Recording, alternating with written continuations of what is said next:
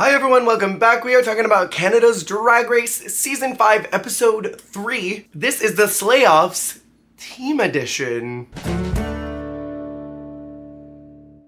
Yo, so what did y'all think about the fact that this was a team-based lip sync challenge? At first I thought it was kind of cool. And then the more that I thought about it, the more that I thought, maybe this could have been constructed better. I think the old format worked really well. I think when we got to the very end and it was Nira and Aurora, it totally made sense why one of them won, because it was a battle for who was the best lip syncer of all of them, not just a random pick of the bunch. And it made sense why the bottoms were the bottoms, because they were the first ones to lose their lip sync. With this one, I go back and forth on it. I think this may have been a little bit too early for a lip sync smackdown. Maybe we could have had at least 2 more challenges and then done the old format. The one thing that I liked the best was the fact that they all got to choose their lip sync songs kind of secretly as a group and strategize. Who do we think is going to pick this song?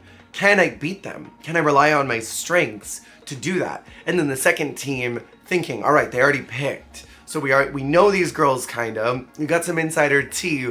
What are we gonna do to try to battle them to make sure we win? So there were some elements that I really liked and then other elements that I thought were a little misplaced for the Drag Race franchise. This was a nice attempt, and I think it's good to always try something new. It's good to test the waters and see if people are reacting well to a format change, and if they don't, then you adjust it backwards. It's the same kind of thing with Snatch Game of Love. It bombed, nobody likes it, but they still keep doing it. Canada's Drag Race does this thing where it tries something out, and I feel like, for the most part, it works out, and so they keep going. The format wasn't really busted, so I don't know what prompted the innovation, but I applaud them for trying something. So we have 2 teams, 5 lip syncs, which seems a little slim for a lip sync smackdown episode. I would have loved like 3 more. The team with the highest amount of points is gonna be the safe group, and the team with the lowest amount of points is up for elimination.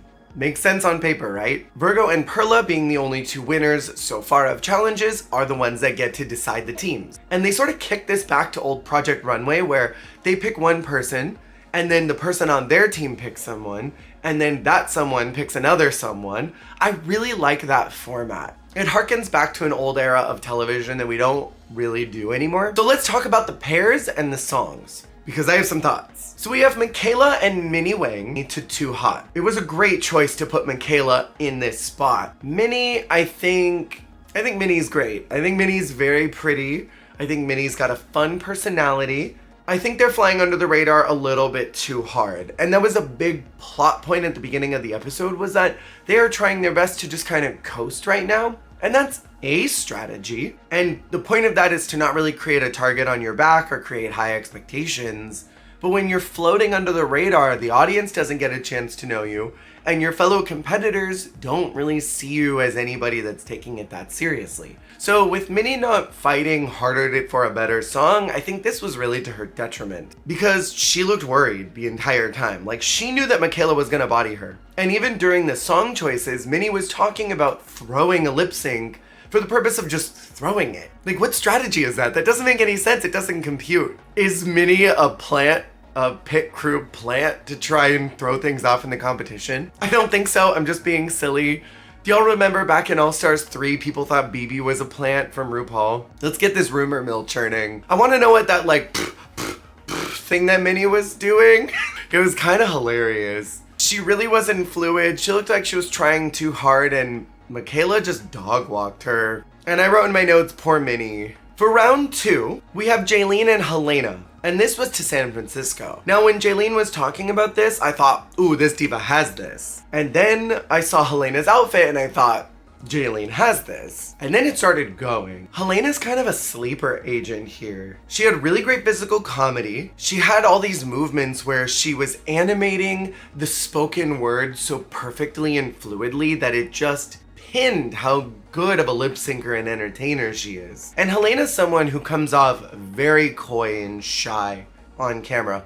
I'm getting Layla McQueen vibes in season 8. Someone who just seems kind of uncomfortable with the recording process, but once they get on the stage, they are gonna eat. And that type of entertainer is one that I think is very common in the nightclub scene. There's always that diva who just will say nothing in the green room, and then they get on the stage and they are Beyonce. And it was incredible to see Helena really bust out in a way that I didn't think that she would be able to, and I think that's what impressed the judges as well. With Helena winning this round, the points have been tied between the teams, and I was starting to wonder what was going to happen as far as the television aspect is concerned, because at the end of the day, they are making TV. So I thought they're gonna do a back and forth win scenario and let the last one be the winner and takes it all. That's exactly what happened. In round 3, Uma and Zanna performed Heads Will Roll. This is an iconic nightclub song. You will hear this probably one time a week in pretty much any drag show, especially during Halloween time. There will be one diva who's gonna come out in a big red heart lip and a corset and a neck ruffle and say, "I'm the Queen of Hearts, duh," and then do Heads Will Roll. The two of them did have some tension at the top of the episode, so this was a fun television moment, some gratification for story, because Zanna thought that Uma kinda cucked her last week by not giving her a better role. And Uma is very solid in saying, no, I gave you a lot of agency in this challenge. And so I think the tension between the two of them was pretty palpable when this started, and you can tell that Zanna was ready to get her revenge. I think they both had great energy, taking it in completely different directions from each other. And in my opinion, Zanna had it. There was a moment where she gets on her head, and I think she was trying to do that thing where you split your legs and then you fall down sexily. And I'm assuming that's where the move was going, but she kind of tumbled forward, maybe like her boots caught the air wrong. And that happens sometimes when you're trying to do a stunt, just something catches the air and you go a tumble and your gravity gets messed up. And she sort of turns around and you can see her whole body deflate, like, and she doesn't face the camera for a solid like 5 seconds and is just pointing at the other contestants. And I think that was the moment where it was lost. I think any moment where you allow your stage presence to crack and you allow the audience to see something went wrong and I don't like that, that's when we as an audience can feel that energy shift. And I imagine that was more present in the room because that translated from camera to me as a viewer. I also am a little more plugged into entertainment because I have done nightlife before and I have done drag before, so I'm very clued in to when moments don't go right and you can see it on a performer's body that they are not happy with the result of something. And I think because Uma really just captured the stage and didn't ever move, didn't ever break, was doing her weird little thing, even though it may have not been the strongest in the room, she was committed to it. I think that's what won the lip sync for her, for me. And I imagine that's what won it in the moment as well, because Uma does win this. Round 4 is Tiffany versus Virgo, 2 X's. And we got some insider tea that this is a Tiffany special. And you can tell that this is something that she does a lot. She knew every rhythm, every beat, every breath. Anytime the music would sway, her body would sway as well. When a hair flip should happen, it happened. This was well choreographed. Like, you can tell this is her bread and butter song. And my thought was that they were both really poised. Here's where my disconnect was with Tiffany. She was lip syncing like this the whole time. Flat-faced, no emotion, no anything. The body was there, but the head was in a different place. And performing is a 360 experience. You gotta perform from the top of your wig to the bottom of your shoes, from every angle, including your face. Your eyes have to be doing things. You gotta smize. You have to be expressing your mouth correctly. Your lips have to curl at the right moment. Your nose has to flare at the right breath. You have to feel the rhythm and allow that to roll through your body. And unfortunately, Tiffany was lip syncing like this with absolutely no emotion and was just hitting the beats perfectly, but was doing nothing with the face. And that's disconnecting as a viewer, especially in live drag. Virgo had all of the expressions down. Virgo was there and present and connected. And I think storyline wise, with Shea Coulee being there and this being an idol for her, this was a slay for Virgo. Now the question remains for me, was Virgo the best of the entire night? That I am unsure of. In this group, perhaps I would have maybe given it to Helena because I don't think I was expecting her to do good.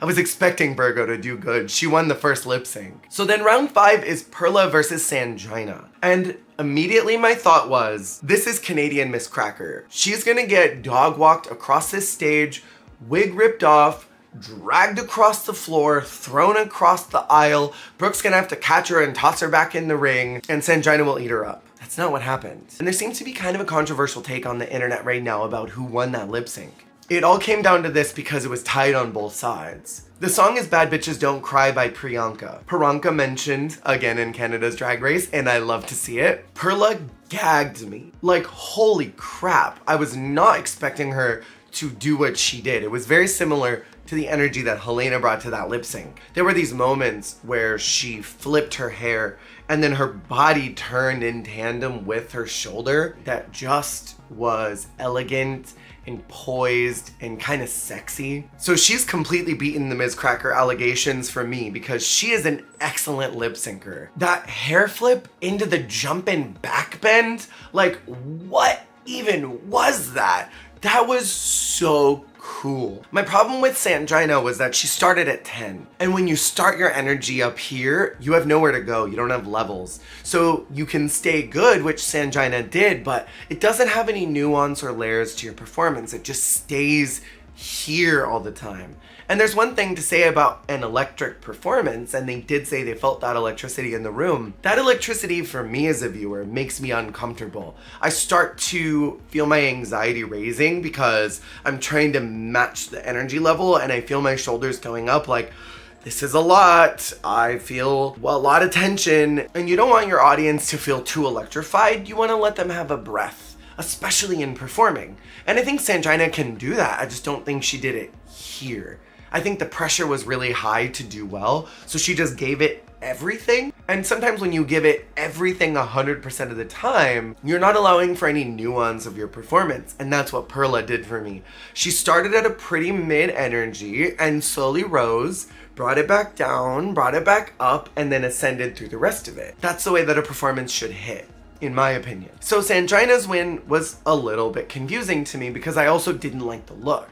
And I think in this last lip sync, it should come down to performance and look. So in the bottom 3 is Perla, Tiffany, and Jayen because they lost their lip syncs. And to put Jayen in the bottom this early was crazy to me. I can't help but feel like production really just wanted to get Tiffany out of there. And the winner of the challenge was Virgo, which again, I think I would have given it to Helena. And Virgo struggles even in the deliberation of trying to decide what to do. Perla's been in the bottom twice now already, even if the first time was not a lip sync. And Tiffany's been in the bottom every week. So it kind of seems like a no-brainer. Tiffany is the obvious bottom, even though she may have not been the worst in her group. That definitely was Jayen. Depending on how you want to do this and how you want to self-evaluate, you think, do I want to play fairly with track record or do I want to play it by the challenge? I think if you're going by challenge, the winner of those 3 lip syncs was absolutely Perla. She killed it. But if we're looking at a whole picture, and still not trying to disturb the peace because this is only the second beaver poll, maybe it's better to stay in your lane. I think it would have been justified to save Perla,